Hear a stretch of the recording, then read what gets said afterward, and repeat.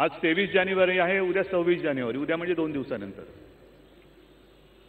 या 26 जानेवारीचं वैशिष्ट्य आपल्याला सगळ्यांना माहिती आहे काय?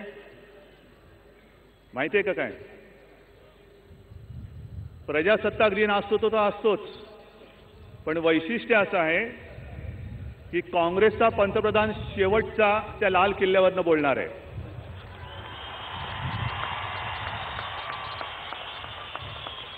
त्याच्यानंतर कधीही आणि कधीही काँग्रेस आणि काँग्रेसच्या आघाडीचा पंतप्रधान लाल किल्ल्यावरून देशाला संबोधून भाषण करू शकणार नाही. ही आता काळ्या दगडावरची भगवी रेष आहे.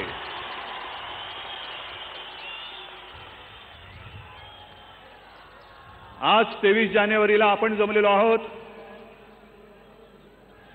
पण पुढच्या 23 जानेवारीला आपल्यासोबत आपले पंतप्रधान आणि आपले मुख्यमंत्री या व्यासपीठावरती हजर असतील. ही वर्षाची सुरुवात होते आहे.